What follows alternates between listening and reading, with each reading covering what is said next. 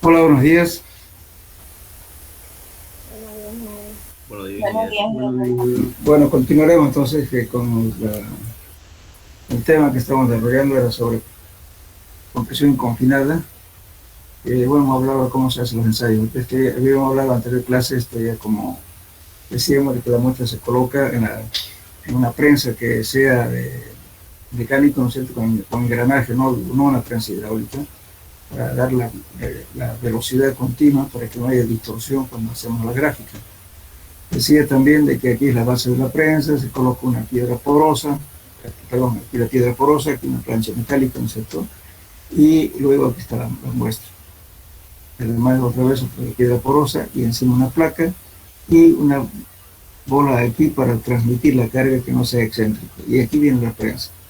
Por ejemplo, puede haber cualquier pistón aquí, a veces la prensa sube de abajo hacia arriba o de arriba hacia abajo, depende del modelo que se tenga. Eso no hay problema. Ya. Bueno, entonces vamos a ver aquí una muestra. Generalmente, cuando hacemos la compresión confinada, muchas veces es conveniente verificar, por ejemplo, cuando estamos haciendo el ensayo de penetración estándar, las muestras salen en el mostrador con cilíndricas y se les saca con cuidado. Podemos hacer una prueba, lógicamente, con compresión confinada y comparar con la tensión de rotura y con los valores que vamos a obtener mediante tablas o que sea con penetración estándar. Y también podemos verificar también con el ensayo de la veleta, la muestra que sostiene. Lógicamente que al introducir el penetrómetro de Terzaghi hay una pequeña dispersión, digamos. ¿Por qué? Porque el mochador es un poquito grueso, tampoco no es exagerado, pero nos sirve como datos, como parámetros, ¿no es cierto? Que ver siempre es conveniente, especialmente en arcillas, que las diferentes pruebas, que diferentes ensayos que se tengan que hacer, nos dé algo parecido a lo que vamos a dar. No es conveniente, digamos, que un solo ensayo es sagrado, no. Cuando hay trabajos importantes, muchas veces se hacen varias verificaciones por varios métodos. Penetración cónica, el DCPTU, se puede hacer el ensayo del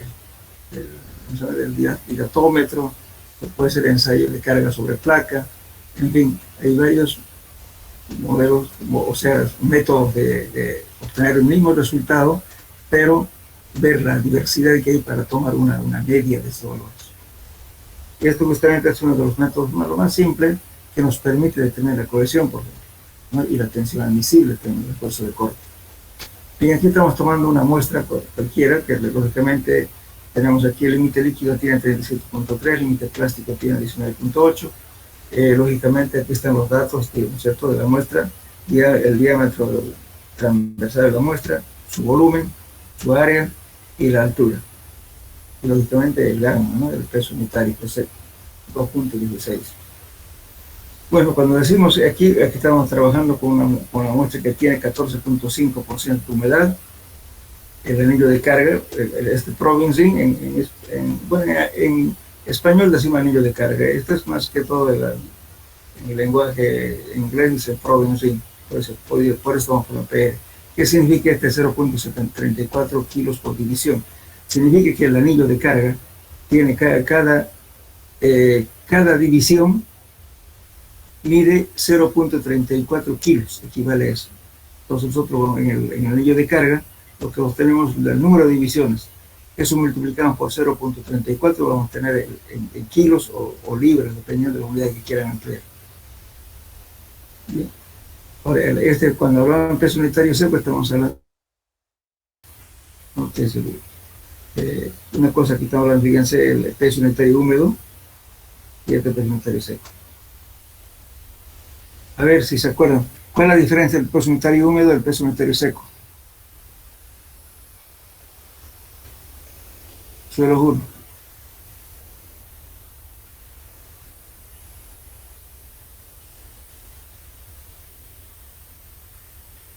¿Hola? ¿Se El acuerdan? peso de la muestra. Sí.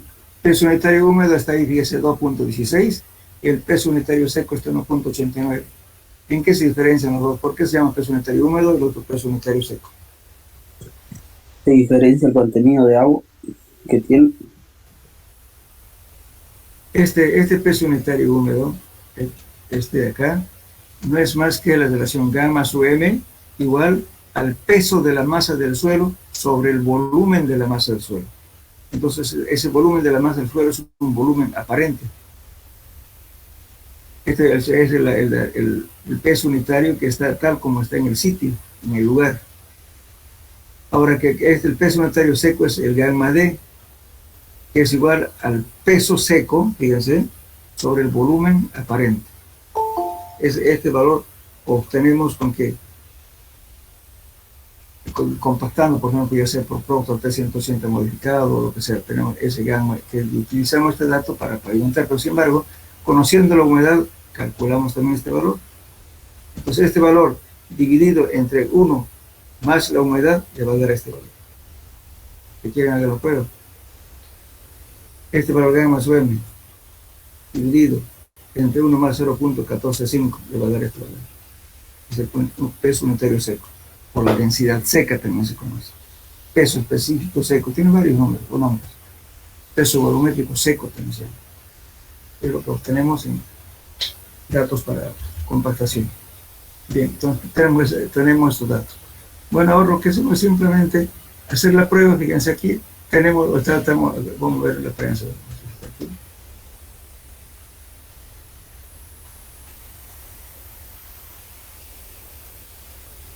Tengo la prensa, pero vamos a olvidar un poquito.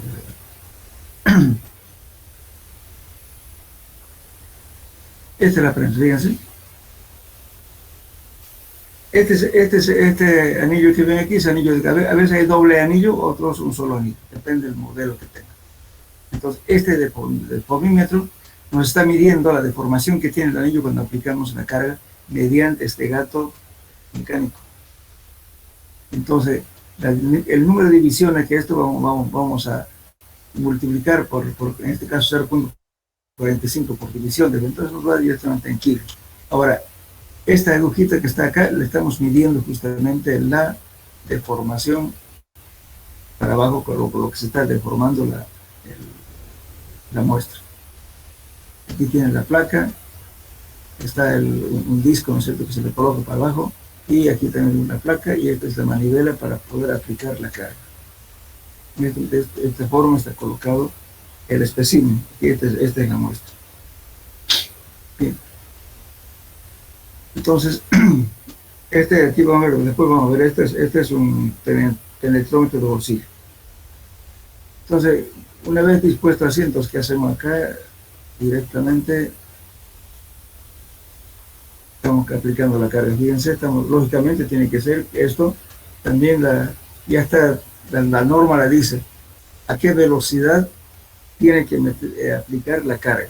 No es tampoco a cualquier velocidad, no por ser rápido va a ser rápido, no. Ustedes saben que la reacción del suelo depende mucho, ¿no es cierto? Es como una persona, si ustedes se ponen una bolsa de cemento en el hombro, medio va a querer, digamos, doblarse las piernas, ¿verdad? Y lo meten de golpe. Pero si lo meten despacio, tal vez no lo sientan, ¿no? Al final el cuerpo ya se acostumbra a eso. Y cuando le cargan también, ¿qué pasa? También hay una recuperación de nuestro organismo. Es lo mismo el suelo, eso se llama elasticidad. Por esa misma razón, cuando se carga, hay que esperar que pasó durante 24 horas o 48 horas. Si el suelo empieza a recuperarse de lo que se estaba hundiendo, entonces significa que tiene buena estabilidad, tiene buena elasticidad y por consiguiente un suelo excelente. En cambio, cuando ocurre, cuando aplicamos una carga, hay una deformación y lo dejamos ahí y se sigue deformando, entonces eso es mala señal. Entonces, la elasticidad del suelo no es tan buena. Por siempre cuando se hacen las pruebas de carga, hay que esperarla y dejarla 24 horas con la carga. ¿Qué pasa? Si se mantiene constante, si se sigue hundiendo o si se recupera. La elasticidad del suelo, justamente los suelos son elásticos.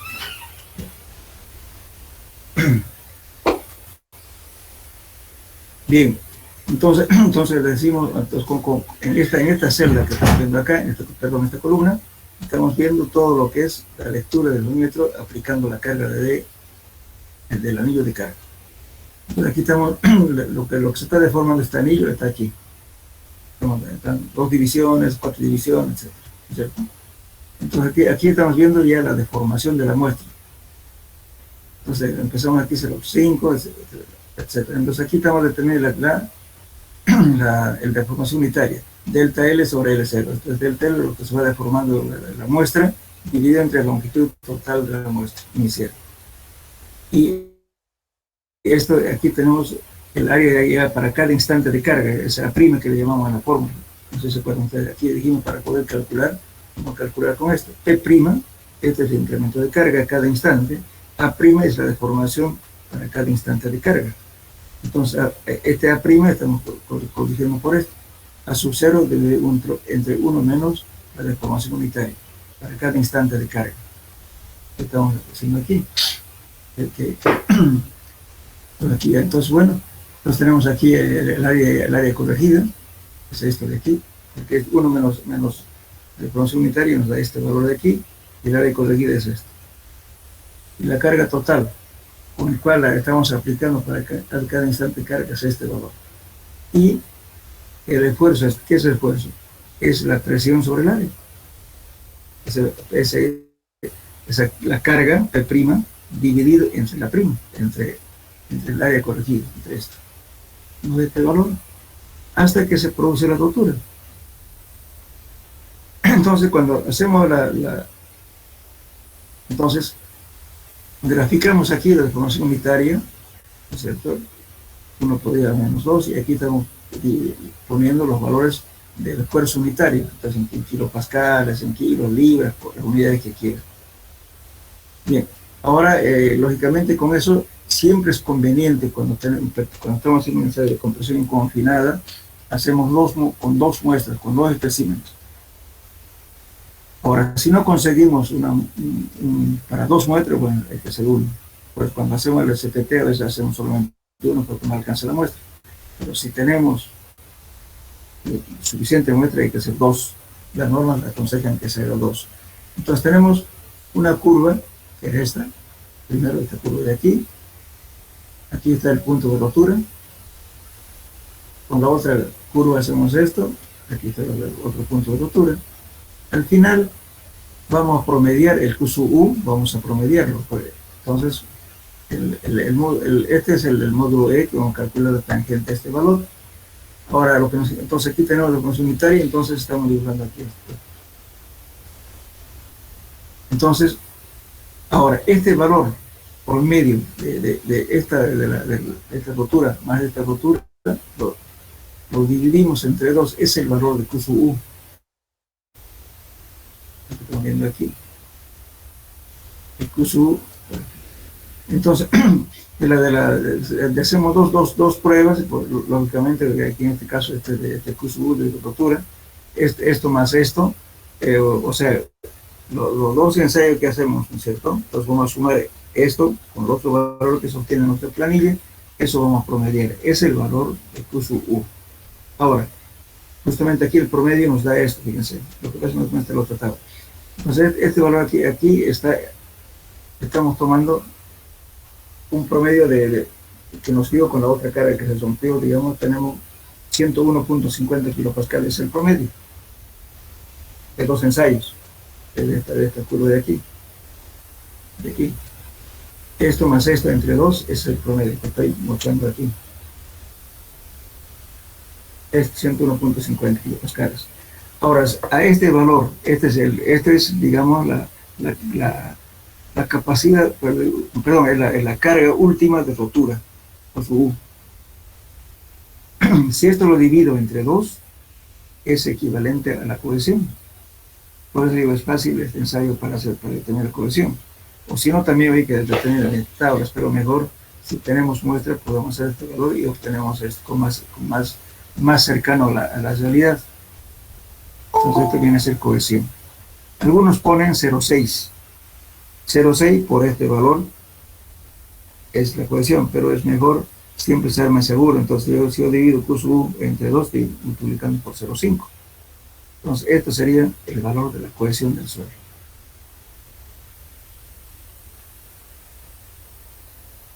Ya. Ahora también otros dicen, por ejemplo, ¿no es cierto? A veces siempre es conveniente realizar 2 ensayos. Si tomamos solamente uno, podemos tener este valor, pero siempre es conveniente siempre trabajar con el promedio que nos dé.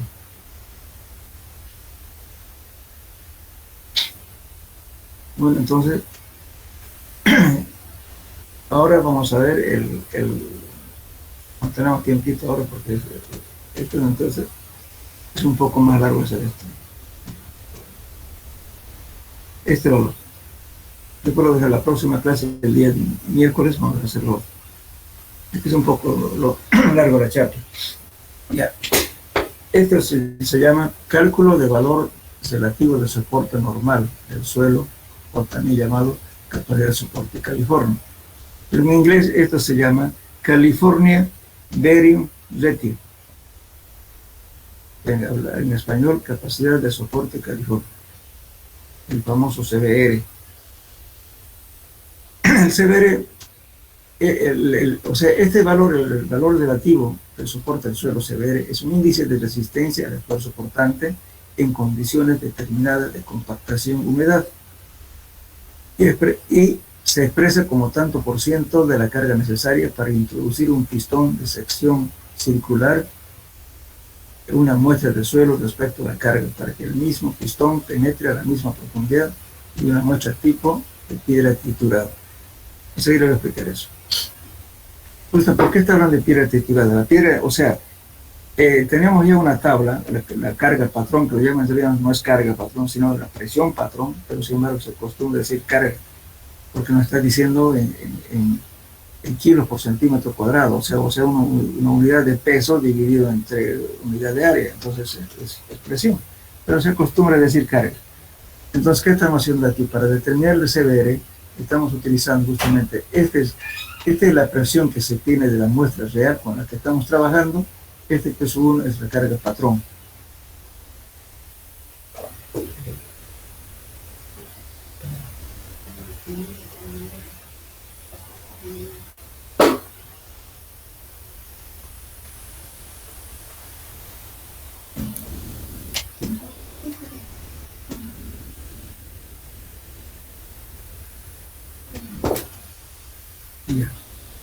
Entonces, bueno, entonces, va a disculpar.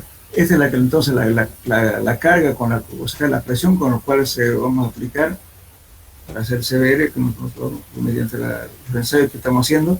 Esta es la carga patrón, dividido por 100. Cuando el suelo está 100% del CBR, quiere decir un excelente suelo, porque es equivalente a la presión que soportó la piedra triturada, que esta es la carga patrón. Esta es la carga que soportó el suelo con el cual estamos trabajando. Por eso dicen, por ejemplo, para hacer capa base, que tenga un CBR de 80% al 90% de la densidad máxima. Entonces, lo que quiere decir, entonces, en realidad el CBR tiene que ser muy bueno. A veces puede sobrepasar este valor de CBR más del 100%. ¿Cuándo pasa eso? Resulta cuando los suelos son bien graduados, significa de que cuando compactamos el suelo se acomoda tan bien porque todas las partículas tienen diferentes tamaños, entonces tiene una densidad bastante alta. Entonces puede llegar a ser 100%, un poco más de 100%. Entonces podemos llegar hasta un 110, por ejemplo.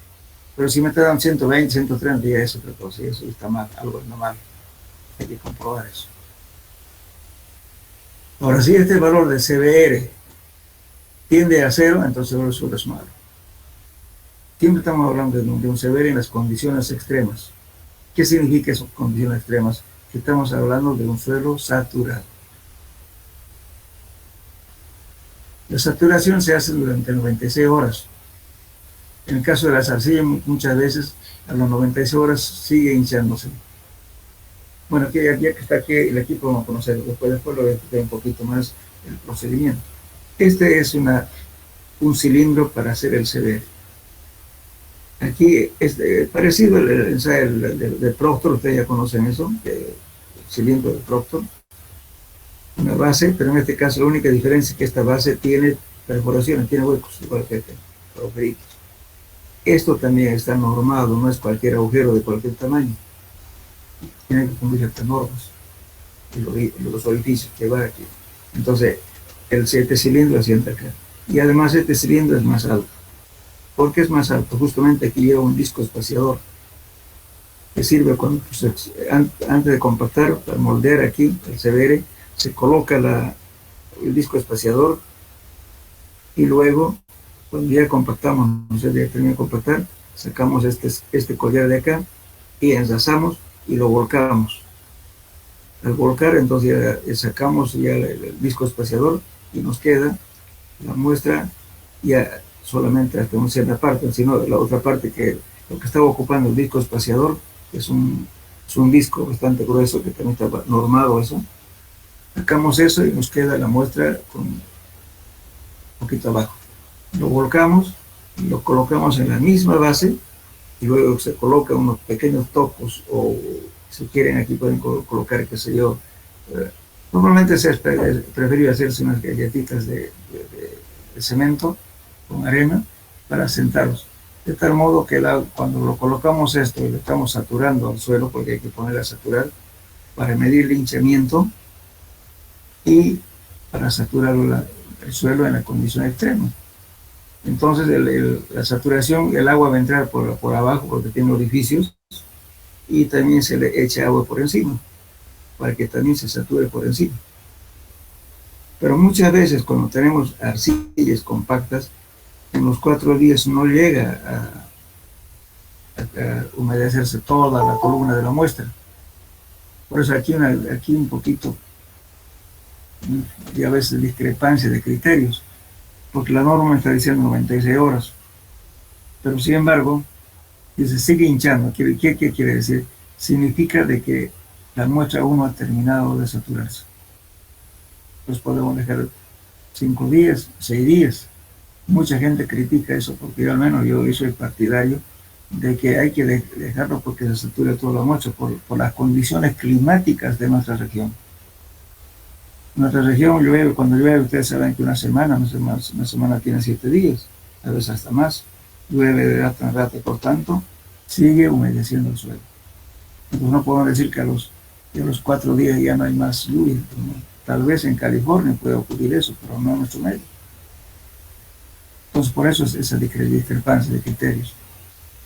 Ahora, en cuestiones cuando son suelos granulares, lógicamente a las 24 horas ya está saturado.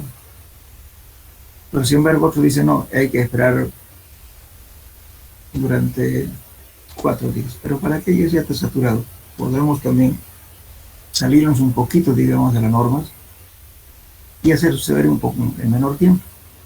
Porque como es granular, entonces satura rápido. En cambio, las arcillas no ocurre así. Bueno, entonces, cuando decimos, por ejemplo, ¿qué hacemos? Ahora, cuando ya lo colocamos, sacamos y le estamos poniendo en el molde, se coloca este disco.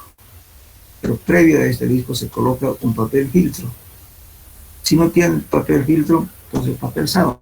Se corta en forma circular, lo colocan en esto y le colocan también este disco es perforado para que el agua ingrese por arriba porque estamos echando agua. Y este es un émbolo graduable que se coloca aquí para que este tensómetro se apoye aquí. Entonces este viene aquí sobre el cilindro, se coloca esto y este aparato de aquí que se llama el disco perforado, y este es el émbolo, se coloca aquí, de tal modo que haga contacto con el pistón del polímetro. Entonces ahí vamos a ir midiendo cuánto se va deformando, entonces nos va a ir midiendo el hinchamiento. Para eso se utiliza esto. Lógicamente, sobre este disco perforado se colocan estos discos. En términos de suelo se llaman sobrepesa o pesas, que son estos. Generalmente se pone unas 2 pesas que equivalen a 10 libras. Pero esas 10 libras puede variar, pero generalmente se nos ha hecho costumbre siempre poner 10 libras. Estas 10 libras equivale a la carga muerta del pavimento. Pero puede ser más o menos, pero siempre estamos acostumbrados a colocar vías libres. Se coloca sobre esto. Entonces el hinchamiento, como ven, con más el peso sigue creciendo, que podemos ir midiendo esto, cuánto se deforma. Entonces, una vez ya que determinamos la deformación, qué sé yo, este molde, sacamos, antes de sacar el molde, la agarramos, lo inclinamos para que drene. Y justamente el momento de sacar este émbolo de acá, a veces, ahí está la primera falla, más que todo técnico. Si no se pone el papel, resulta que este disco perforado se adhiere al suelo. Como vamos a medir, imagínense, 0.02 pulgadas, 0.01, o sea, es bastante chico, digamos, ¿no es cierto?, la deformación que estamos considerando. Entonces, a veces se prende la muestrita de acá, y bueno, ¿qué hace el técnico? Lo rellena con otra muestrita para reemplazarlo, pero ya cometió un error. ¿Por qué? Porque la deformación que le he puesto, supongamos, un espesor de medio centímetro, pues ¿cuánto equivale en pulgadas? Más de 0,5 pulgadas. Y por tanto ya está trabajando con suelo alterado. Por eso salen malos saberes. Hay que tener mucho cuidado en drenar y sacar este émbolo. De tal modo que la superficie de acá tiene que estar completamente sana. En ese momento se aplica un pistón para penetrar y vamos midiendo cuánto se está deformando para cada incremento de carga. Y con eso vamos a hacer severo. Por eso a veces los técnicos, como no saben hacer severo, pero no saben para qué. Entonces, eso es el problema. Por eso es conveniente siempre explicarle al técnico para qué utilizamos el severo. ¿Qué valor, cuál es el resultado que nos va a decir? Por ejemplo, si yo le saqué ese pedacito de suelo y el pistón se entra más rápidamente, entonces estoy sacando un severo muy bajo. Pues voy a decir que ese suelo no sirve. De repente no es así, sino que hubo un error de severo. Cuando tenemos valores muy bajos, entonces a veces es conveniente reemplazarlos, o sea, volverlos a hacer en serio. Entonces hay que tener mucho cuidado en el procedimiento de hacer en serio el severo.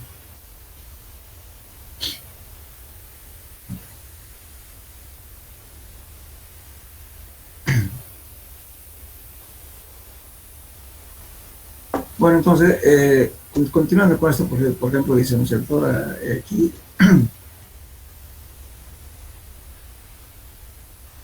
el PX que estoy diciendo acá es la carga necesaria para penetrar el pistón, ¿no es cierto?, para un suelo. Entonces, vamos a aplicar a 0,1 pulgadas, a 0,2 pulgadas, 0,3 pulgadas, 0,4 pulgadas, hasta 0,5 pulgadas. Vamos a penetrar, haciendo la preparación que les indiqué. Lógicamente, para hacer esto, ¿qué van a hacer? Primeramente se hace, a ver, vamos a suponer que estamos haciendo capa base. En anterior clase les dije que repasen lo que es Proctor. Si estamos haciendo capa base, ¿cuál es el procedimiento inicial cuando tenemos el suelo? En capa base tenemos hasta 2 pulgadas de diámetro de material. ¿Qué se hace? ¿Será que lo puedo poner directamente para compactar esa muestra al molde o no?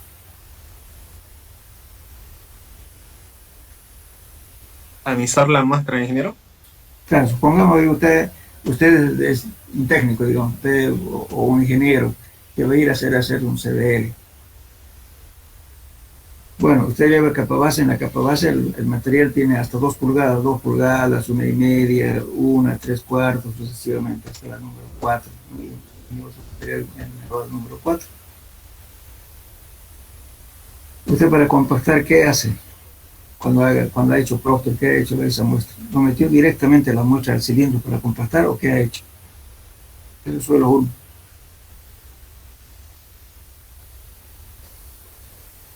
¿Me entendieron la pregunta o no? ¿Sería, ingeniero, tamizar la muestra con los respectivos tamices que se encuentran? sintezar una muestra representativa para posterior a eso colocarle un cierto porcentaje de agua, ya sea 2% en el caso de 3, 5, 7% para saber dónde está la curva máxima. Escúchame bien, por favor, agarren una hoja, eso le dije, ya lo dije en solo uno, si no se acuerdan, vamos a volver a hacer. ¿Por qué digo eso? Porque hay muchos ingenieros que agarran, están llegando a un laboratorio para que de capa base con capa base y llevando unas muestras de 30 kilos o algo así. Esa muestra no alcanza para hacerse ver. No hagan eso, porque hay mucha gente que viene inclusive de lejos, trayendo sus muestras. Llega al laboratorio, hagan un CBR, le dicen. Y encima del CBR quieren que haga desde acá hasta máquina Los Ángeles, todavía tienen con 30 kilos, ¿no? Quieren hacer todo. Eso es falta de concepto. A ver, yo les voy a volver a decir cómo se hace esta muestra. Cuando se trabajan con partículas mayores a 3/4 de pulgada, hay que hacer compensación en peso del material. ¿Ya? Agarren un papel. Un lápiz, por favor, escriban y anótenlo bien, por lo eso.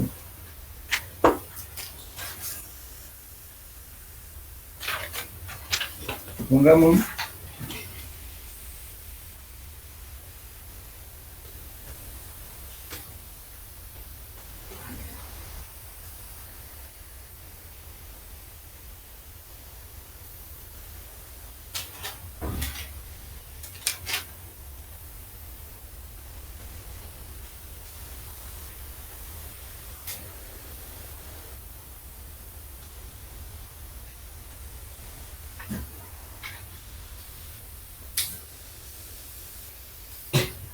a ver, vamos a suponer que vamos a hacer, este es válido para CBR y para Proctor. Vamos a decir que esto para todo suelo que tiene partículas mayores a 3/4 de pulgada. Para eso se hace compensación en peso. Pues vamos a suponer que ustedes van a hacer un CBR. Para hacer CBR tienen que tener primeramente la curva de compactación. Vamos a decir que tengan, miren, en cada cilindro de compactación entra aproximadamente 6 kilogramos. Entonces, cuando hacen la curva de compactación, van a hacer por lo menos 4 o 5 puntos. Si así hacen 5 puntos, 5 por 6 necesitan 30 kilos. Es mínimo. Y para hacer CBR necesitan moldear 3, porque van a ir compactando a 26 golpes por capa, el otro es 12, 25, y 56 golpes. 3 cilindros más. En total van a moldear 9 moldes. 8 moldes. Pues 8 por 3, 8, para 5 puntos de Proctor necesitan 30 kilos. Y 3 más, que son 3 por 6, 18. En total van a necesitar ustedes 48 kilogramos para hacer CBR, material compensado. ¿Entienden, no? Ahora, supongamos, si ustedes llegan con 30 kilos, no hace nada. Porque van a tener que, de repente, romper las piedras que sabe de 2 pulgadas, van a tener que denunciar eso y ya totalmente alterado, no sirve. Entonces, en este caso, se lleva la mayor cantidad de muestras posible. Vamos a suponer que estamos llevando 100 kilos. Escriban, por favor. Capa base, 100 kilos. Puede ser, no siempre capa base, de repente su base también, no importa, pero que tenga partículas mayores a 3/4 de pulgada. 100 kilos. ¿Ok? ¿Ya notaron? Sí. Hola. Ya notamos, ingeniero. 100 kilos, perfecto. Entonces, esos 100 kilos, ustedes lo cuartean, ¿verdad? Y de eso, entonces tienen un montón de 100 kilos y lo dividen en 4. muestra A, muestra B, muestra C y muestra D. Vamos a suponer que en cada, eso no, si yo pongo 25 en cada lugar, no siempre va a ser así, ¿verdad? Pero vamos a suponer aquí que vamos a tener en cada montón 25 kilos. Entonces, unimos dos. Saben que es cuartear, ¿verdad?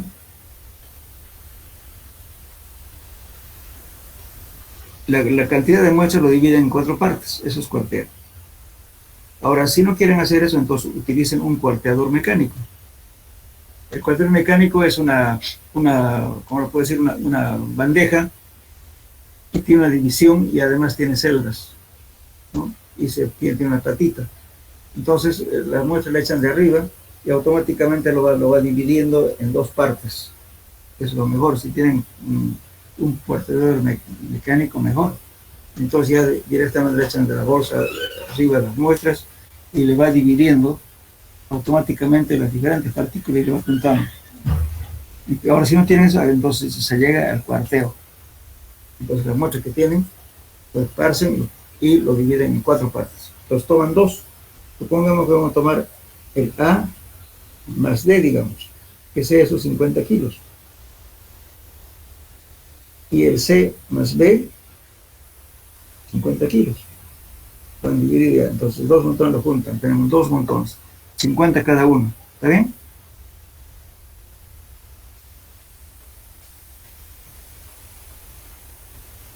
¿Están siguiendo? Sí, ingeniero. Sí, ingeniero. 50 y 50. Bueno, agarro uno de ellos. Digamos, agarremos el A más D, 50. Bueno, este material lo voy a tamizar en la malla número 3/4, ¿no? Lo tamizo en 3/4. Supongamos que en el 3/4 me quede retenido, pongámosle 15 kilos. Estoy sacando el exceso de 3/4. Bien, entonces, este material de 15 kilos, si los restos de los 50 que tenía, ¿en qué quedan? 35 kilos, ¿verdad? Estoy sacando el exceso de piedras. Entonces me quedan 35 kilos. Bien, ahora como tengo 35 kilos, tengo que compensar en peso. Entonces agarro el otro montón, el C más B. Entonces en ese caso voy a tamizar también 3/4 y voy a poner una malla número 4.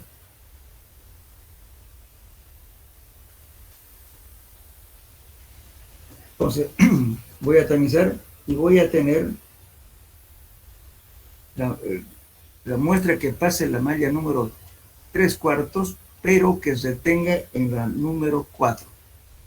Eso tiene que ser 15 kilos. ¿Entienden? El otro montón que me lo estaba guardando, lo tamizo, que pase la 3/4, pero que me retenga en la malla número 4.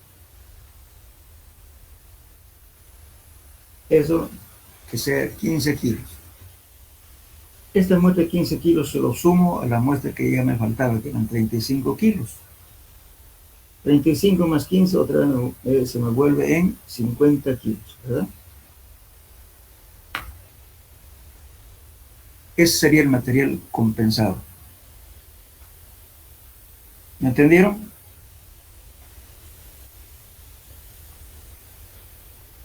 Sí, ingeniero.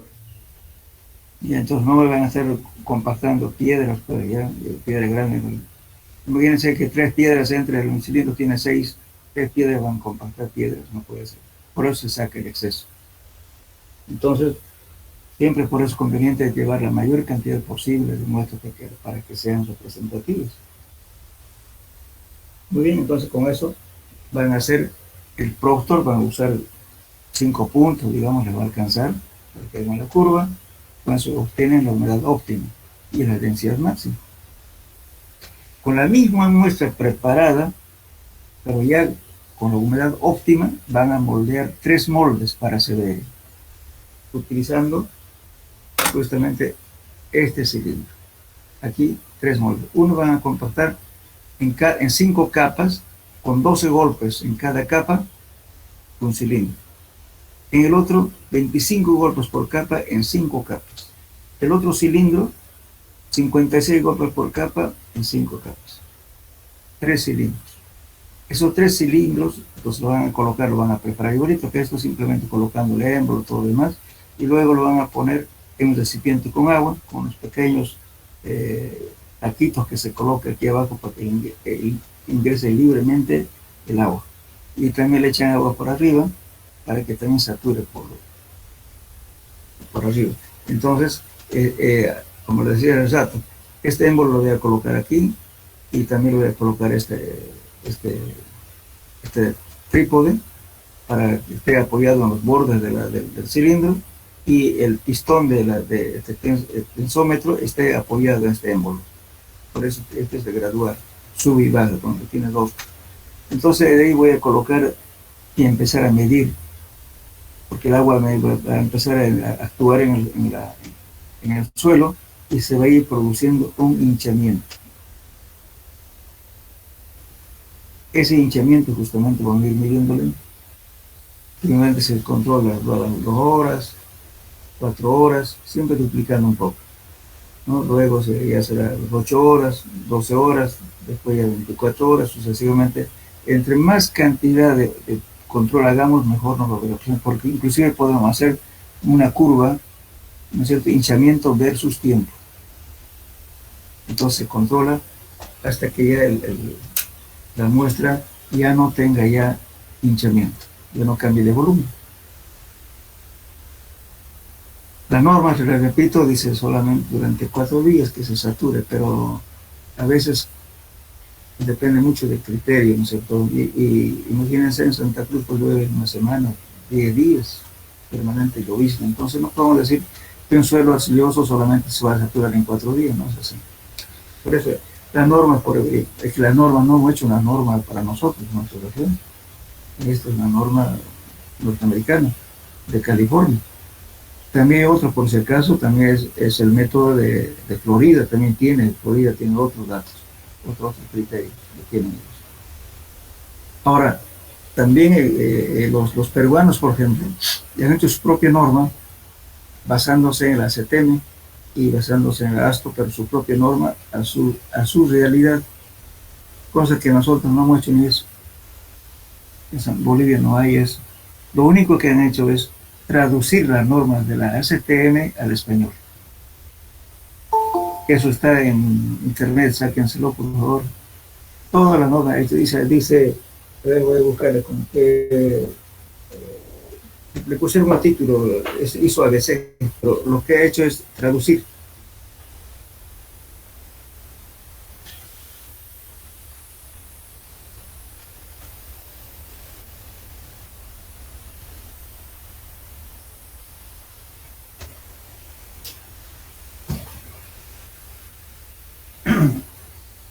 Búsquenlo en internet y pueden bajarlo, por favor. Está como Manual de Ensayos de Suelos y Materiales. Manual de Ensayos de Suelos y Materiales. Ahí está, la parte de suelos, la parte de hormigón, que en varios volúmenes, está traducido del inglés al español. Es lo que ha hecho el aporte ABC. Pero no tenemos normas bolivianas, lamentablemente. Para que no sigo poniendo la que de internet en español. Bueno, entonces es el procedimiento. Está claro, ¿no es cierto? Lo que vamos a hacer. ¿Okay? Bueno, entonces vamos a ver aquí. Ahora lo que les decía yo, aquí cuando estamos penetrando esta formulita que estamos viendo aquí, PX decía que es la presión, ¿no es cierto? Vamos a ir haciendo, aplicando la carga para los 3 cilindros, para 12, para 25, 56. Y este es un valor patrón que ya nos sirve para comparar. Entonces estamos determinando el porcentaje de CBR. Cuando esta relación me dé 1, me va a dar 100% de CBR. Cuando este valor sea más chico, entonces me va a dar menor. En las arcillas, por ejemplo, con condiciones saturadas, en la arcilla está aproximadamente entre 1.5 a 1.3 o tal vez máximo a 2. el zumo cuando está saturado, el CBR. En cambio, un suelo granular a veces está al 100%, o inclusive les decía, o sea, puede pasar un poquito de 100%, pero no en exceso. Muy bien, entonces la carga patrón es esta. En realidad es presión, pero nosotros aquí presión patrón y lo puso. Otros ponen carga patrón, es presión patrón. Entonces, esto, fíjense, este es una tablita que se ha hecho para piedra triturada. Entonces, cuando penetramos, ¿no es cierto?, para hacer 1 pulgadas, tiene que dar, la presión patrón es 70 kilos por centímetro cuadrado, lo que equivale a 1000 libras por pulgada cuadrada. Después se aplica para 0,2 pulgadas, que va a ser 105 kilos por centímetro cuadrado y 1500 libras por pulgada cuadrada. Entonces, la penetración que hacemos en el pistón, en la muestra para hacer CBR, tenemos que aplicar la carga hasta 0,5.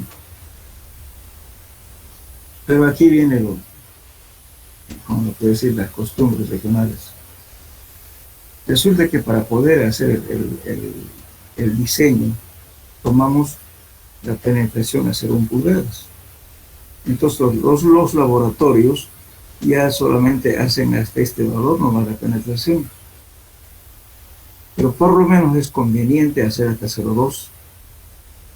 Cuando la diferencia existe sustancialmente grande para 0,1 y 0,2, entonces quiere decir que hay un error en el ensayo, hay que repetir. Pero lo ideal es hacer la penetración hasta 0,5. Muchas veces cuando estamos haciendo la penetración, inclusive podemos determinar con qué carga falla el suelo. Si el suelo es malo, entonces el pistón se va a entrar, va a ir mostrando la deformación y va aplicando la carga. Pero cuando falla el suelo, resulta que hay deformación y ya no hay más incremento de carga. Hay que decir que el suelo falló.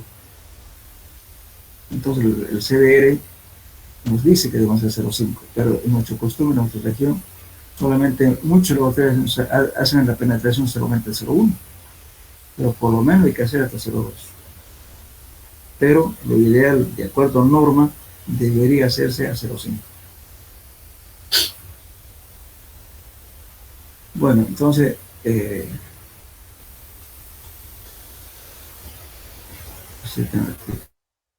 aquí tenemos un ensayo. ¿Me entendieron hasta acá, jóvenes, o alguna aclaración? ¿Se entendió, ingeniero? Ya. Pues por eso van a hacer siempre, porque todos los que trabajan en carreteras se ve, el ferrocarril se ve. Entonces, hay que hacerlo bien. Bien, entonces aquí es vamos a hacer un ensayo de CBR. Primeramente dijimos que vamos a hacer la curva de compactación, que es esta, fíjense. Ya el material ya está si es capa base ya está preparado, y que en este caso no fue capa base, fue arena gravosa. Entonces, ¿qué hemos hecho? Se ha hecho 4 puntos y determinamos la densidad máxima. Es otra cosa. Cuando hagan CBR, la compactación siempre deben hacer con cilindros de 6 pulgadas utilizando el T180 modificado. Yo he visto trabajos, inclusive aplicados a carreteras hasta en obras grandes. Hacen el CBR cuando se trata de suelos que no tienen grava, lo hacen con moldes pequeños de 4 pulgadas. Y ese mismo dato lo optan para hacer CBR. Eso no puede ser eso, pero hay ese tipo de errores. Siempre la curva de compactación se tiene que hacer con cilindros de 6 pulgadas. Porque inclusive hay muchos autores, por ejemplo, que aconsejan hacer la curva para hacer un CBR, aconsejan hacer la curva de compactación con el mismo molde de CBR, que muchas veces varía un poquito con respecto al molde de Proctor de 180 modificado.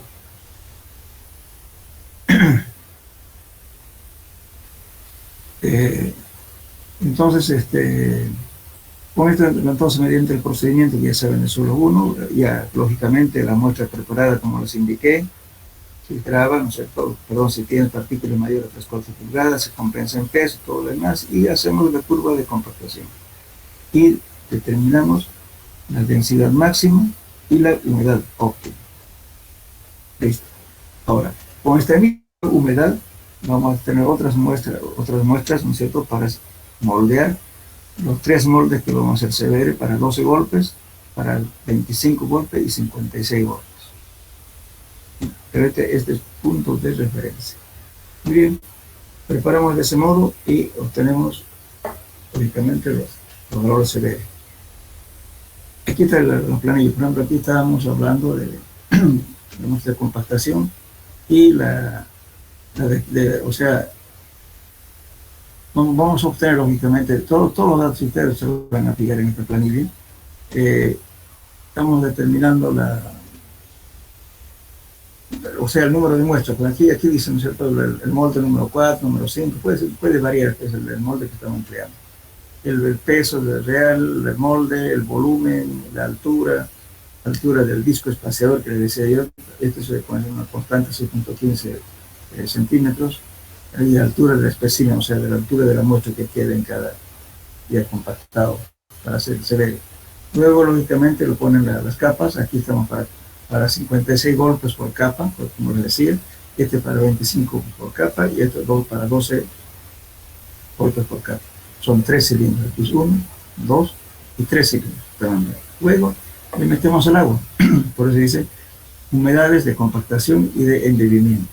La humedad de compactación fue esta, y de humedades de embebimiento va ocurriendo esto. Después de todos los datos, cuando estamos ya sumergiendo la muestra para que haya hinchamiento. Pero lo vamos a ir lógicamente midiendo lo mismo y vamos a determinar la densidad seca y la densidad máxima. Bien. Ahora, lógicamente, aquí hacemos una comparación con respecto a la densidad de la curva de compactación. ¿Cuánto va a ser su densidad en realidad? Porque va a variar, como estamos compactando a 25 golpes por capa, 12 golpes por capa, entonces no es la misma densidad que la curva de compactación. Por eso aquí se está tomando en cuenta eso. Por favor, van a ver en detalle esto a ver si quieren lo rehacen. Bien. Determinación de la expansión. Entonces, aquí estamos hablando directamente, ¿no es cierto?, en porcentaje, ¿no?, la expansión. Aquí hubo 0.047%, aquí 0.27%, y aquí 0.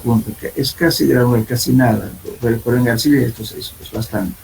Cuando el porcentaje de expansión es más de 4%, entonces ya produce problemas eso en la plataforma cuando estamos haciendo un pavimento. Para eso se hace. Seguramente nadie preguntó para qué se determina la expansión.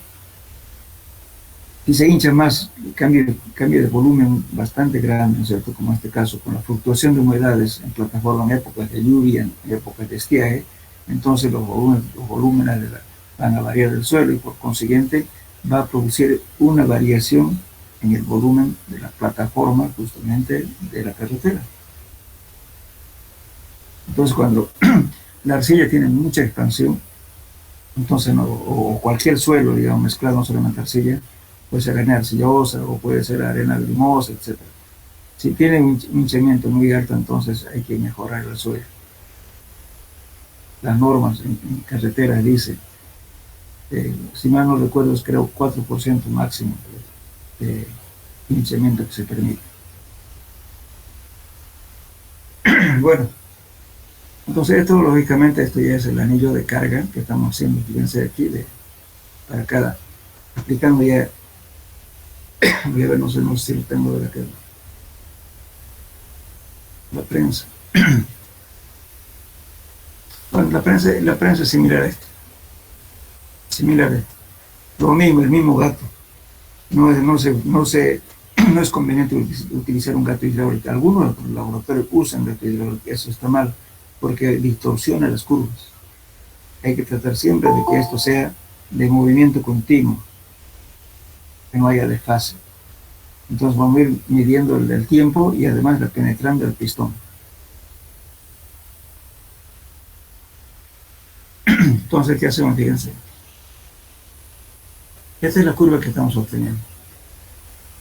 Esta curva para 12 golpes, 25 golpes y 56 golpes. Fíjense lo que hace realmente. Como les digo, esto sí solamente se ha hecho la penetración hasta 0,2. Debería haberse hecho hasta 0,5. Eso es lo que se hace en 8 medio. Algunos hacen solamente hasta 0,1, hasta que sí con la curva. Este es un trabajo real. Entonces, no es comer aquí por lo menos hasta 0,2. Hay que hacer. Pero la norma dice que se debe hacer hasta 0,5 pulgadas. Entonces, esta curva debería estar prolongando hasta acá, todas las curvas. Hay que decirle al ayudante que lo haga hasta 0,5, no hasta 0,2. Lógicamente que el valor de diseño que se adopta es justamente el correspondiente a 0,1. Por eso es solamente hasta 0,2 o 0,1. Pero ¿qué pasa? Cuando estamos haciendo la penetración a 0,5, de repente falla el suelo, entonces podemos saber con qué presión falla ese suelo. Entonces la norma dice hasta 0,5 de penetración. Pues como ven aquí, entonces está haciendo, fíjense acá, tengo aquí 0,1. Pero sin embargo, he hecho 3 lecturas antes de 0,1. Eso no está ya normado en carrera patrón. ¿Por qué hago esa lectura? Voy a hacer a 0,025, a 0,050, a 0,75. Luego así viene a 0,01. ¿Sí? Antes de eso, siempre la curva se distorsiona. Muchas veces esta curva va a ser panzona, no va a ser recta. En ese caso, se hace la corrección de la curva. Cuando la curva es regular, ¿no? Más o menos es de esperar que sea este tipo de curva, entonces no se corrige. La curva está bien. Pero si tiene una pancita aquí y luego así, entonces hay que hacer la corrección de la curva desde 0,1. ¿Y la corrección cómo se hace? Esto no se nota muy bien. La corrección se hace lo siguiente. Cuando estamos haciendo lectura, por eso, para 0,025, para 0,050 y 0,075, luego llegamos a 0,1, tenemos 4 puntos. Con eso unimos la curva y si nos da una protuberancia aquí en la curva, entonces trazamos la tangente de esa curva y cortamos hasta acá. Aquí este eje. Entonces ya el valor, supongamos, de aquí hubiera sido supongamos, escojamos esta curva del medio, para 25 golpes. Entonces, ¿qué hago? Esta curva para 25 golpes voy a venir 0,1, me da este valor de aquí. Entonces mi valor para eso sería este valor de aquí, acá. Pero como tengo una curva irregular, entonces he trazado una tangente y aquí está acá. Y luego lo mido este espacio de aquí, ¿cuánto me fue? Entonces acá al 0,1 ya no va a ser este valor, sino voy a recorrer aquí la misma distancia de aquí a acá, desde 0,1 acá.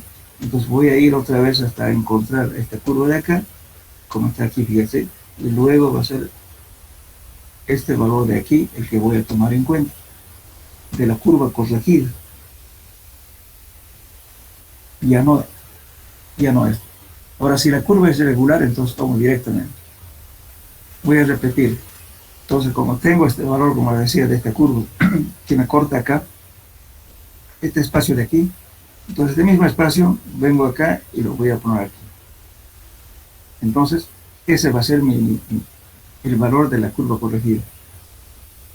Entonces, subo hasta encontrar la curva y encuentro esta de aquí. Entonces, de acá, proyecto acá, y este es el valor que voy a adoptar de la curva corregida. Ahora, con el asunto de, lógicamente, cuando se hace manual, es más, yo lo veo más fácil. Pero resulta que a veces, ahora con la computadora, pues, con los programas que hay, hacen alguna correlación, digamos, de curvas, pero a veces o sea, la ecuación no coincide y a veces no corrige muy bien. Por eso hay que tener en cuenta para dibujar, aunque sea en forma manual, para ver esa curva, a ver a qué tipo de ecuación se puede encuadrar para que tenga más o menos esa curva, digamos, que se hace manualmente. Entonces, esta curva corregida tiene entonces este valor de aquí en este caso, ese va a ser el CDR que voy a adoptar. Entonces, ¿qué hago? Bueno, entonces tengo esta curva y voy a tener un CBR correspondiente a 0,1 para 12 golpes, un CBR correspondiente a 25 golpes, también para 0,01 pulgadas, y también para 56 golpes. Con eso determino estos puntos de aquí, 1, 2 y 3. Pues muy bien, ¿qué hago? Aquí tengo humedad, fíjense, aquí voy a dibujar la curva de compactación inicial que hicimos, esta curva de aquí.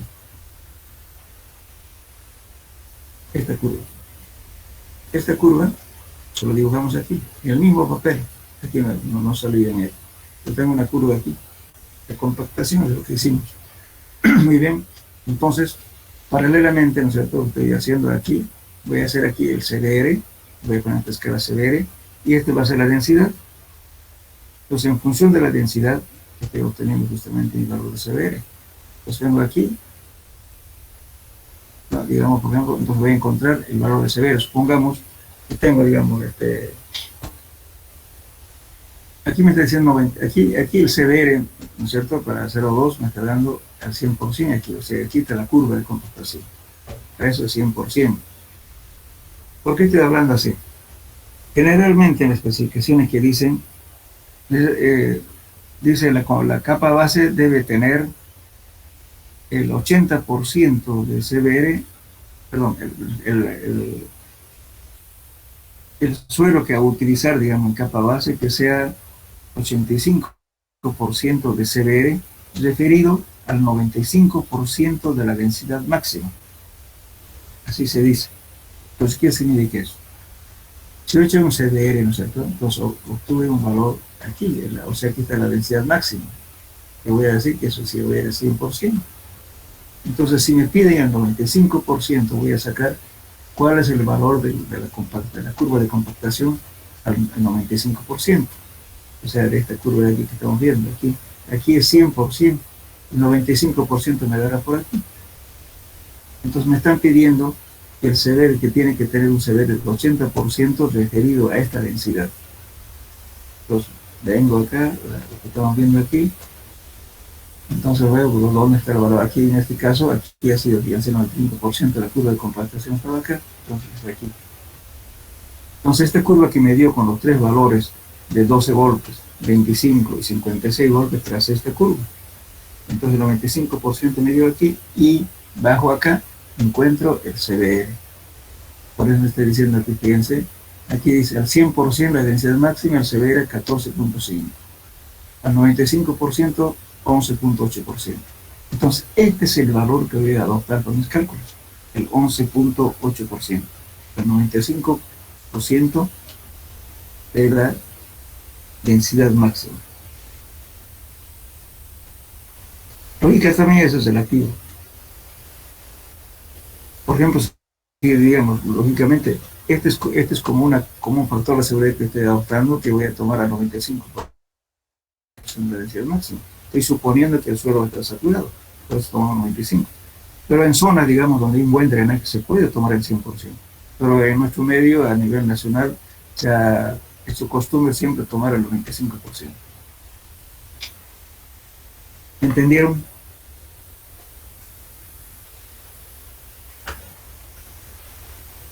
Hola.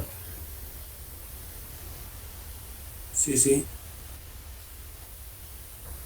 Entonces simplemente es hacer, digamos, la curva bien hecha. Por eso, en lo posible, hay que ser 0,5. Lógicamente que esto va a variar. Esto está diseñado solamente para la 0,2 y se debe hacer hasta 0,5, la penetración. Hay que pedirle a los cielos que vamos a hacer que sea el CDR haganlo hasta el 0.5% pulgadas de penetración. Va a ser más prolongada la curva. Pero lo que les interesa aquí justamente es el correspondiente a 0,1, con eso se diseña. Pero ¿por qué hacemos hasta 0,2 justamente? Como les decía, los valores entre 0,1 y 0,2, el severo no varía mucho. Si tiene una variación muy alto, entonces hay que corregir la curva, algo anda mal. Y la única forma de probar si está bien hecho o no es severo.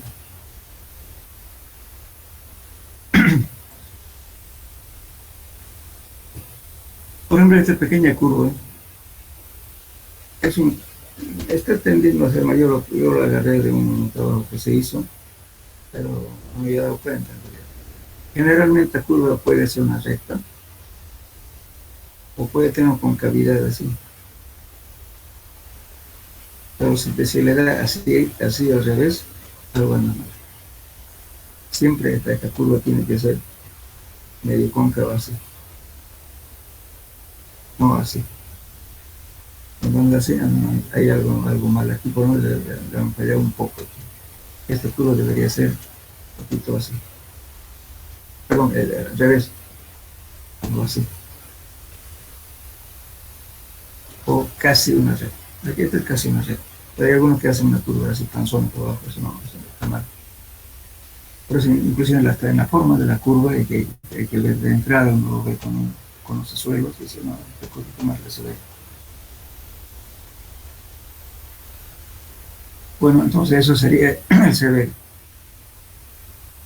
El severo tiene varios especialmente para determinar el coeficiente de balasto, o lo que llamamos el módulo de elasticidad. Pero a veces lo ideal es que, por ejemplo, para el módulo para el coeficiente de balasto, hay que hacer ensayo de carga sobre placa. Pero por razones de economía, hacemos severo. Hay una tabla que relaciona, no se cita aquí un ratito.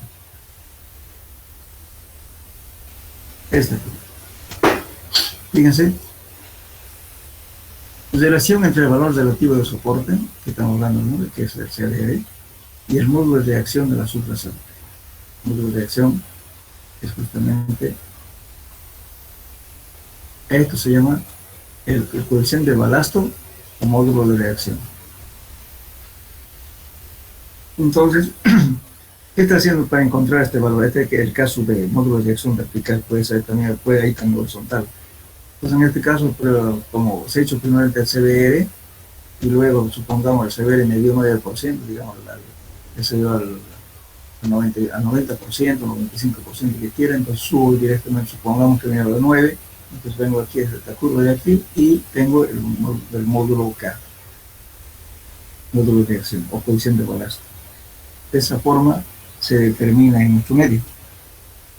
¿Por qué? Porque justamente los ensayos de placa salen caros, pueden ser, les ayudo a explicar, porque necesitamos más cantidad de tiempo y el costo, porque hay que alquilar 2 volquetas cargadas, o si no un tractor oruga que tiene que estar todo el día.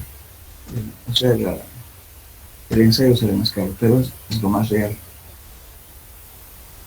Entonces se utiliza como herramienta auxiliar. Casi todos los pavimentos rígidos están calculados con esto, con nuestro medio. Módulo K.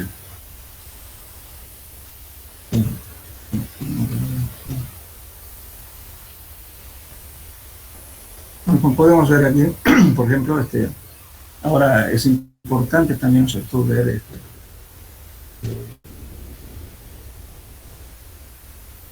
hay una tabla, por ejemplo, que determina, por ejemplo, los taludes en reposo. ¿Saben qué es un talud, verdad? Ahora,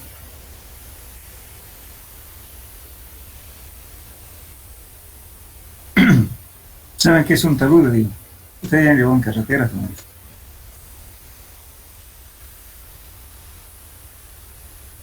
Hola, ¿me escuchan? Sí, bien. Sí, escuchamos. Supongamos que ustedes van a una carretera, ¿no es cierto? El terraplén tiene un talud, ¿verdad? Una inclinación. Entonces, ¿cómo va a tomar esa inclinación? Entonces, lógicamente, esa inclinación está en función justamente del tipo de material, el ángulo, la altura. Por ejemplo, aquí para arena limpia, un suelo no sumergido, usted puede un talud de 1 a 1.5. Si el suelo está con agua, entonces el talud tiene que ser 1 a 2. Entonces, si es arcilla seca, si no está sumergido, entonces está 1.75, a 1 o 1.75. Aquí es a 1, 1, 1.3 o 1.5. Supongamos, para gravas y arenas arcillas, aquí 1, 1.5 y aquí 1.3. Para los pesos volumétricos también, lógicamente son aproximados, ¿no? Pero son tabletas que a veces dice, bueno, para los suelos húmedos más o menos 1.76, para arcillas medias 1.92, para arcillas suaves 1.6. O sea, arcillas suaves que son relativamente blandas, ¿no? Ahora, los pesos volumétricos secos máximos también. Te habla muchas veces, bueno, ¿cuánto será el valor, por ejemplo, de arena con limo? No saben, pero pueden más o menos constatable, puede decir que si está bien graduado, entonces si el suelo está bien graduado va a haber 1.92. Si ese suelo es mal graduado, entonces va a haber 1.62. Esas son las densidades secas que llamamos, peso volumétrico seco. Ahora, lógicamente, también la relación entre el valor de QFC, la resistencia del cono, ¿no es cierto? Y que se relaciona con el SPT, también les va a dar aquí directamente. Este es la penetración cónica, el número de M. Entonces le va a dar este valor equivalente, le va a dar también en kilos por centímetro cuadrado y toneladas por pie cuadrado. Esto es una tablita de referencia nada más.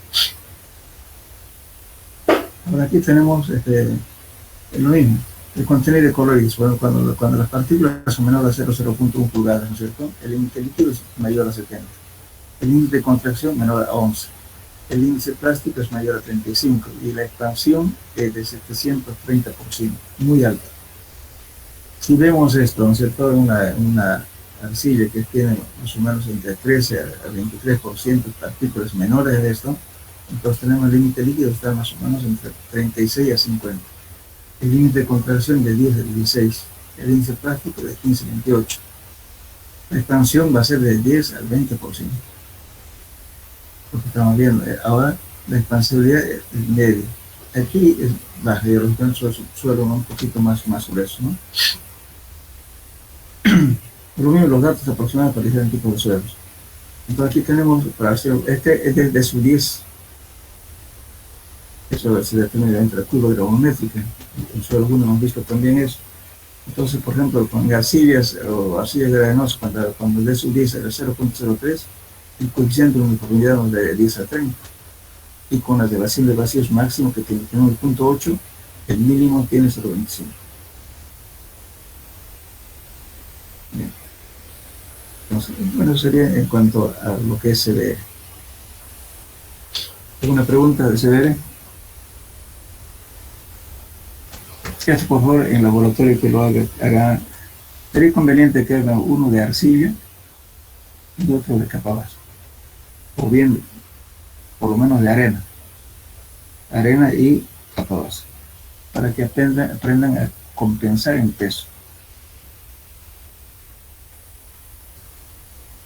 Por eso cuando se lleva un material para el laboratorio, para diferentes ensayos, hay que saber, porque por eso yo critico, yo como tengo un laboratorio de crear, hay gente que llega con 30 kilos para hacerle todo.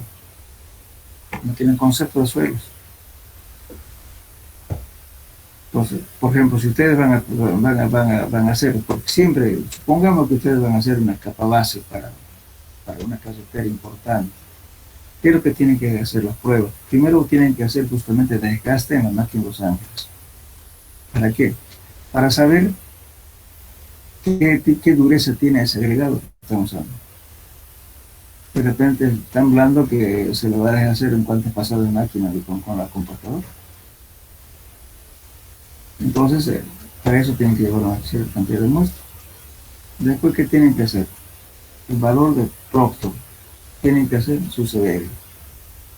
Después hay que hacer también pruebas de partículas planas y alargadas, caras fracturadas, porcentaje de problemas de arcilla. En fin, hay varias pruebas que se hacen de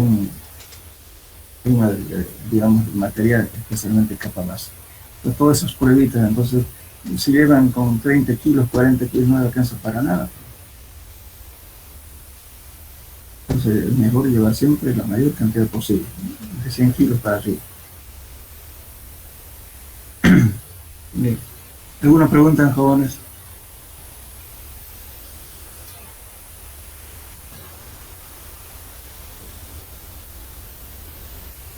Hola.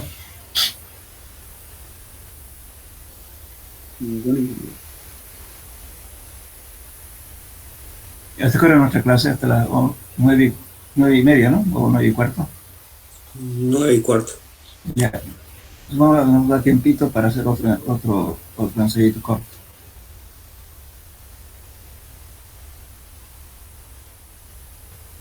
El CIEG lo vamos a dejar para la próxima clase. Aquí vemos ahora lo que se llama el ensayo de la aleta. Ya. Esta prueba de la veleta también se llama Orban o Van test,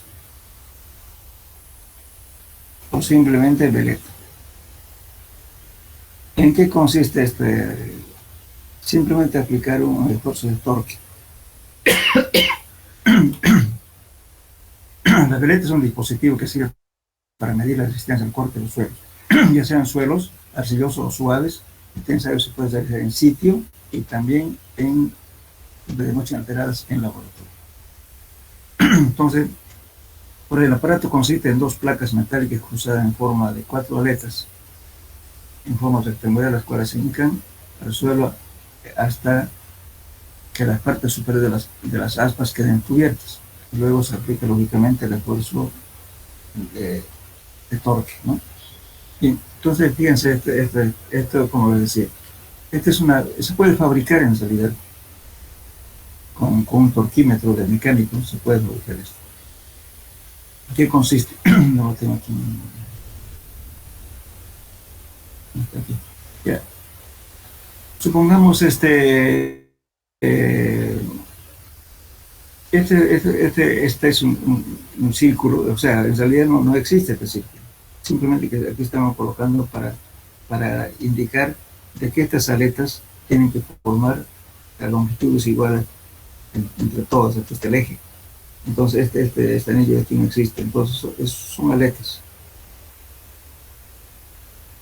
Entonces aquí justamente viene eso, el torque que es igual a P es el par, o sea, el kilos por centímetro cuadrado que se aplica en cierto par, que es un momento, dividido entre pi.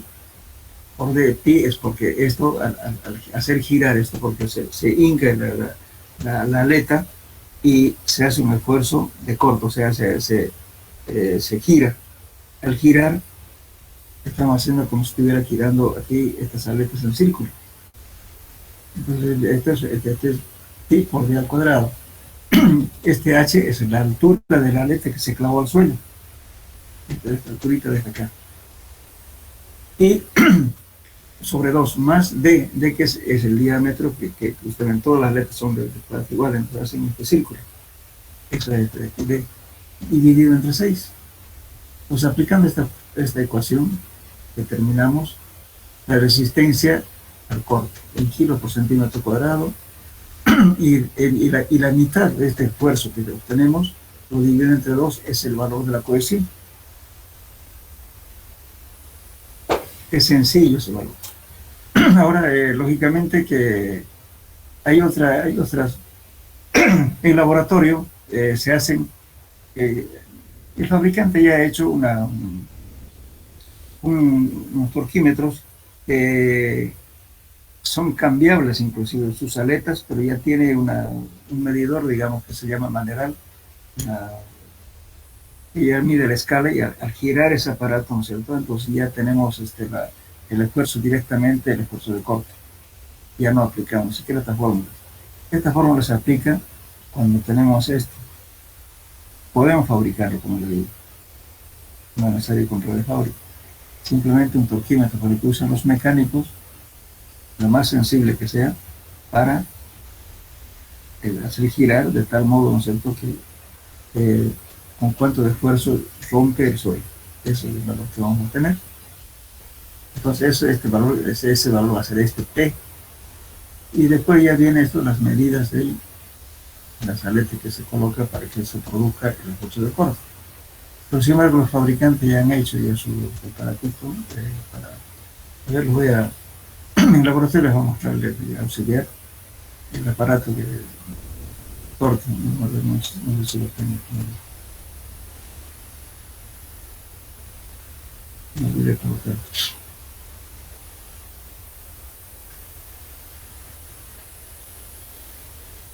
Bueno, entonces eso sería, entonces el torquímetro. Ahora cuando se hace el ensayo en laboratorio, se hacen esta especie de muestras que se sacan mucho inalteradas y se hinca el aparato porque viene de diferentes tamaños, en miniaturas chiquitas. Entonces se hinca la aleta aquí y se hace girar. Y directamente en el aparato le va a marcar la presión que se necesitó para aplicar el esfuerzo de corte. Ese entonces el que le mide en el aparato ya directamente le está dando el esfuerzo de corte. Ahora, si utilizamos la otra herramienta que le digo, podemos utilizar este cosímetro. Para esto son aletas que se clava hasta toda la longitud de la aleta y la altura de la aleta y se gira. Entonces los datos, pues repito, ¿no es cierto?, del que viene aquí, todo esto pi por d, todo lo demás sale de esta figura de aquí. El problema es difícil de encontrar esto. Es un momento. Se le da kilos por unidad de longitud. Kilos metros, obviamente que es kilos centímetros. Pero eso, como le digo, se hace a través de un torquímetro. Bien. Con eso determinamos el esfuerzo de corte. Ahora, el otro equipo que también se utiliza, pero me voy a recalcar, cuando nos da el esfuerzo máximo, dando que nos da justamente el resultado máximo del esfuerzo de corte para que se produzca la ruptura en el suelo, lo dividimos eso entre dos y tenemos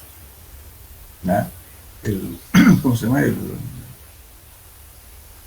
El valor de la cohesión. Entonces nos permite, determinamos entre el esfuerzo de corte y tenemos también la cohesión. Ahora, cuando utilizamos, por ejemplo, si yo tengo, digamos, por un valor, por decir cualquier número, 5 kilos por centímetro cuadrado, pero eso es de ruptura. Si yo quiero tomar ese valor de esfuerzo de corte como admisible, voy a ajustar por un factor de seguridad. Normalmente se utiliza una cantidad de 2 como mínimo, ¿no?, la resistencia. Dice, en la obtención del momento, en vez de expresar el momento del basta, pues, no sea la longitud que digamos, cuando hacemos en el campo, metemos una varilla larga y arriba está el aparato que estamos midiendo el torque. Este aparato podemos hacer en diferentes profundidades. En el laboratorio se hacen muestras inalteradas. Entonces aquí se ha de expresar el efecto del vástago, ¿no?, que se ha considerado un elemento resistente en forma de vector circular, y se ha tomado como brazo de palanca de la fuerza resistente la cantidad de 2/3 de medios. O sea, en realidad lo que está indicando aquí, de que el valor, digamos, que aquí yo tengo, imagínense, aquí tengo una aleta como cabeza y tengo que tener una varilla arriba, ¿cierto?, aplicado con un torquímetro. Entonces eso es lo que me están diciendo, eso estoy despreciándolo, no se toma en cuenta eso. Toman en cuenta este dato y el dato que voy a aplicar para que se rompa el suelo. Ahora este aparato se llama penetrador de bolsillo. Está fabricado de acuerdo a la teoría de Terzaghi. Entonces, ¿en qué consiste este aparatito? Después, cuando uno va al campo, digamos, para saber su resistencia al suelo, uno lo puede hacer. Entonces, ¿qué se hace? Se aplana el suelo. En este caso estamos haciendo de muestras en laboratorio. Entonces, este aparato tiene aquí una marca, una pequeña rayita aquí que marca, y aquí tiene justamente una escala aquí. Por dentro tiene un resorte calibrado. Entonces, ¿qué hago? Aplico la carga, como ven aquí, y meto este pistón en el suelo hasta la marca que me indica el pistón. Y la lectura que hago aquí es directamente la resistencia a la penetración, la resistencia al corte del suelo, directo. Entonces, ese valor que me dé, que es equivale a Q sub U, lo divido entre los factores de seguridad, me da la admisión. Entonces, en suelo, cuando uno va al campo, lógicamente, primero tiene que hacer una superficie bastante lisa, plana, y hacer el ensayo en diferentes puntos. Y hago verticalmente agarro un cierto de aparato y lo hinco hasta la raya que me indica aquí. Y como cuando el resorte se comprime, me está midiendo aquí una escala. Entonces directamente está en kilos centímetros cuadrados. Ese es el esfuerzo de corte a la penetración. Entonces, es un aparato bien sencillo. Pero no es tampoco todo el aparato, sino que está hecho justamente dentro de una teoría que fue aplicado por Terzaghi.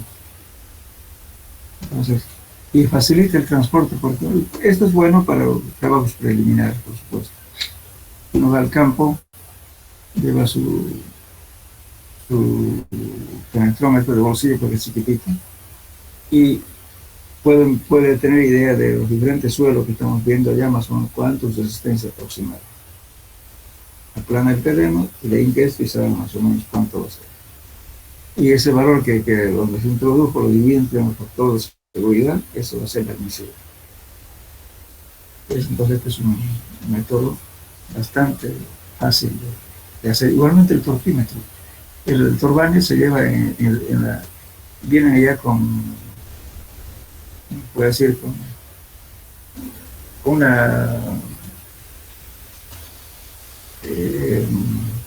como una cartuchera, en una palabra. Y lógicamente lo puede llevar en cinturón, el aparato. Y luego, ahora si usted quiere hacer eso, por ejemplo, digamos, con diferentes pruebas en el sitio, lógicamente va a tener que enlazar la superficie y luego hacer torque. Le va a depender de qué espacio quiere hacer, porque o sea, el aparato pues, o sea, permite cambiar las aletas.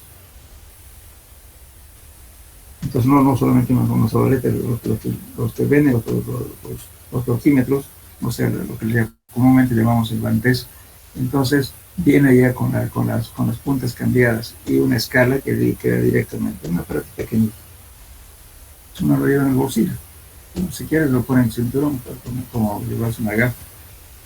Y con eso mide la resistencia del suelo. Pero repito, esos solamente son como parámetros y indicios preliminares, no son definitivos. Los datos definitivos ya tendríamos que es el ensayo de consolidación, triaxial, en fin. Entonces, ya puro, como podemos decir.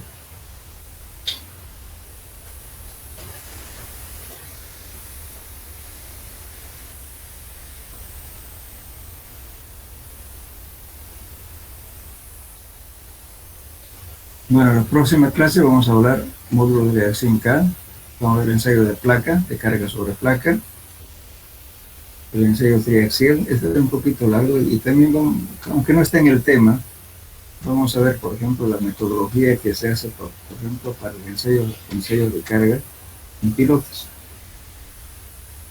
O sea que, y más que todo el ensayo de carga para carreteras.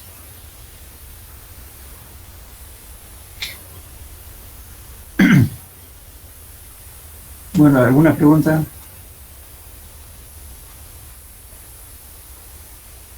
Hola.